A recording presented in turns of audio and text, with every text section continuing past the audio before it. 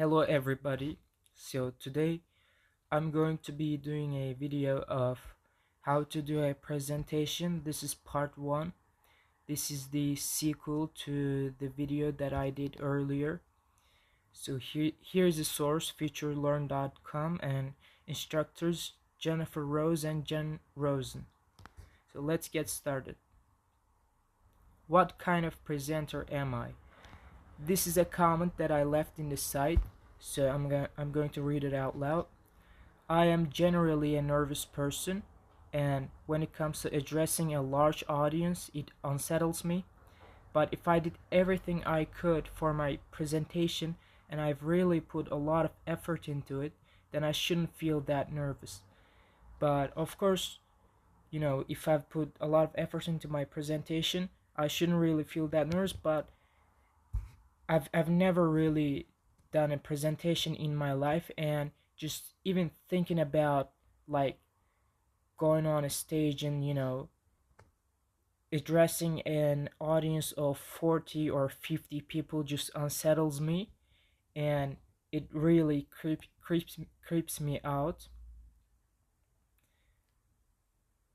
Mindfulness. This is a exercise that I can use to kind of like alleviate my stress. This is a good technique.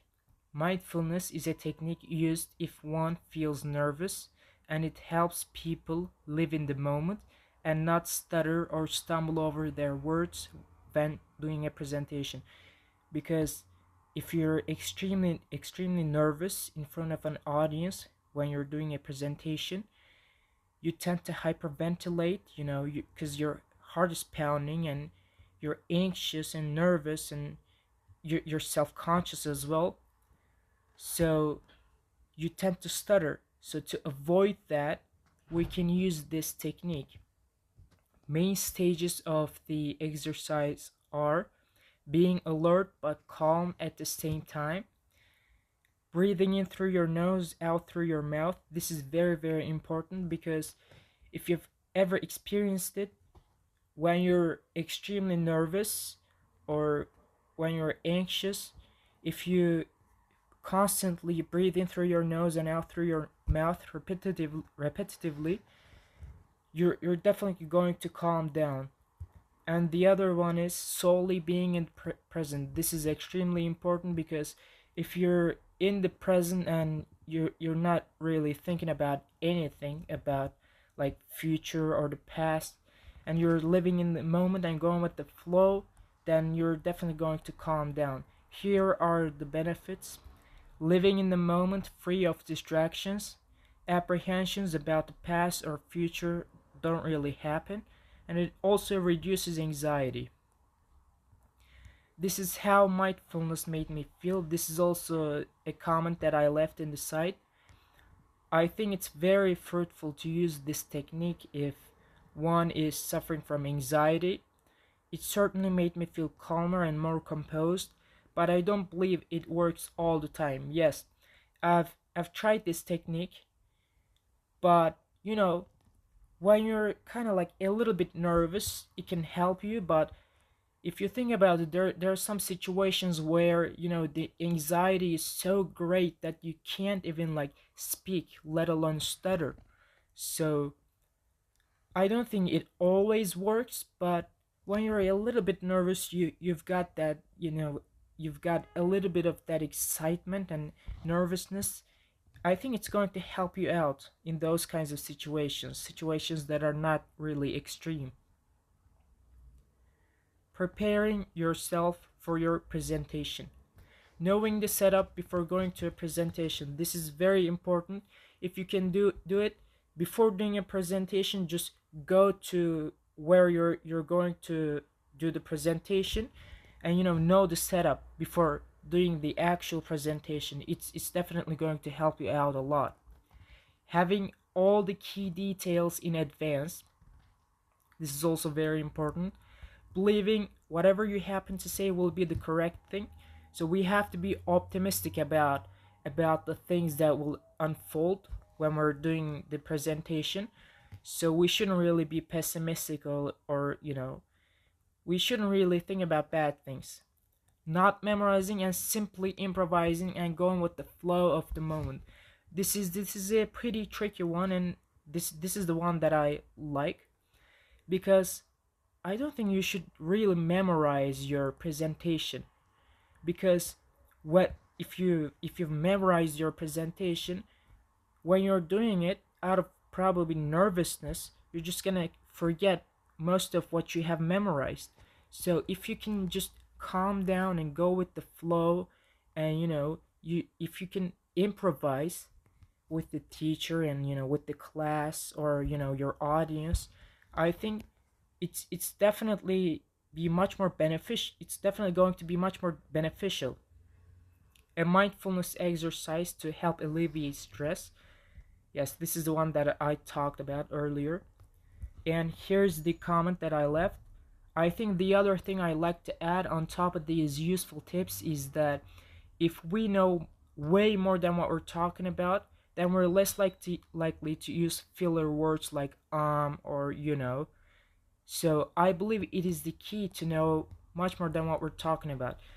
Yes, this is actually a tip that I got from somebody that whose speeches I like a lot, and he's a very articulate person, so I admire him so much. And this is very important, because if you actually know way more than what you're talking about in your presentation, you're not really going to stop or stutter or use these filler words a lot. Nonverbal communication, facial expressions. Facial expressions are all pretty much the same across all cultures and can be understood internationally. Eye contact, it shows the speaker whether or not you're really attending to whatever they're saying, and this is also a universal way to connect. Eye contact is very important with the audience. You should be able to make eye contact with your audience, with the classroom or your teacher when you're doing the presentation, because if you don't do it, if you're like hunched over or looking down constantly, you're, you're just gonna make the audience feel like you're nervous and you're not very professional, and we don't want that. Gestures. Gestures are crucial, because if diminished during a presentation, it can convey the audience feelings of insecurity and awkwardness, and this might distract them from what you're trying to get across. This is exactly what I was talking about. You have to be able to move your hands. You have to make some movements to be able to get your point across. If you're like sitting there, or standing there and not doing anything with your hands, like with your facial expressions, then it's just gonna feel awkward to the audience, and you're gonna, I think, if you don't do these things, if you like don't really make gestures, you're gonna feel a lot more nervous.